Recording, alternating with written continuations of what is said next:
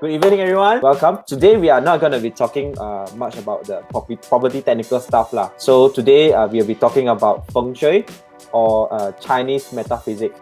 I'm not an expert in this subject, so I decided to invite a specialist. Today, we have Amanda coming in. So Lucas, can you bring Amanda in and then let me introduce her? Hi, Amanda. Hi. Hi. What is Feng Shui? It's actually a very ancient science of studying the environment being passed down for many generations. Definitely is a very wise so-called knowledge. But unfortunately, it doesn't pass down really in a very structured way, just like typical the Chinese. Somewhere along the line, some people will add in a little bit of element here and there. Basically, it's very scientific. It's involved in studying the environment itself and how to actually harness good energy from the environment, bringing into our home, the house that we are staying, to make it harmonize with us, so that we have a better luck. So this is actually what Feng Shui is all about.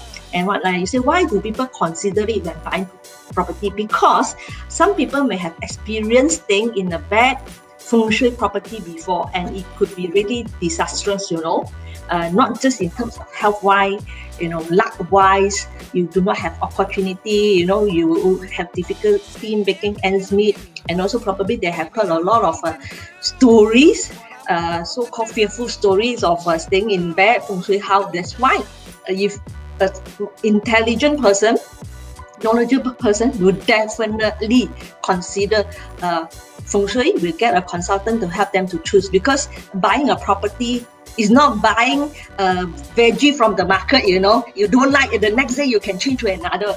Most people will, once they buy a property, they will be staying there for life, or at least for many years to come. So it's actually a big investment. That's why they want to make sure that they buy a good one. What advice would you give for someone that is in the midst of buying a property and or maybe looking for direction in generally their life right? And they are looking for a Feng Shui master. What advice would you give to them?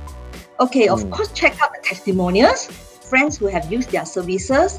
If the Feng Shui master has got website, check out to see whether any good reviews or Google reviews. Sometimes it's in Google, even better, because Google is people, you're not in control, not in your website. In your website, maybe you think, you can get people to write for you. But Google review is somebody who wrote it there. So do check out the reviews. That is one of the things. See whether they have testimonial or not. What are the common stones, when it comes to Feng Shui? When it comes to buying a property, common don'ts. Yeah.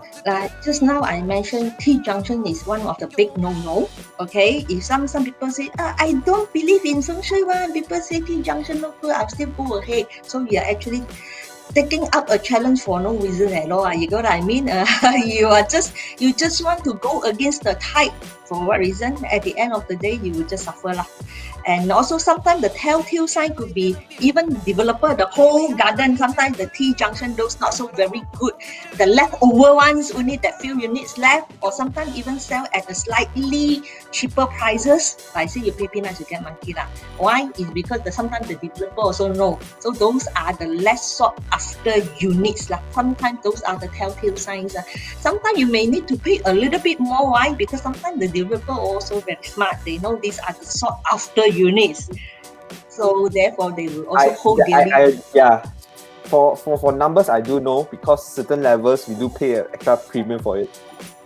And just from your point of view, how do you foresee for 2020 and also 2021 now? Okay, 2020 is already known as a bad year to a lot of my clients when they come and see me beginning of the year. Alright, so this year, because 2020 is a big reset button. Like you see, even the world also needs reset. Global warming, all that. That's why for the few months, everything closed down. Is also a chance for our world, alright, for the global to so-called take a good rest. The environment also need a break. And also, like I said, a reset button for a lot of people to rethink the way they do their business, on their career, and on a lot of things that realign back. So the reset button. So that 2020 is 2021, of course, they will be prolonged because they will be prolonged until probably towards almost the end of 2021. Having said that, during the pandemic season also, there are people who do well. I also have clients who are also doing well, not affected at all by the pandemic. It is how ready they are. When their house is sorry, I'm not over promoting it, but it's a fact. Some of my clients, the house feng shui itself is okay, they have no problem. Of course, if during this time your house feng shui is bad, then you will be very, very badly affected. That means the effect, the blow is doubled up. If you have good feng shui, the blow also double. That means you will have also very good. People are not doing well, but you are doing very, very well. Some of my clients are like that because their feng shui is good, so they are doing even much better now.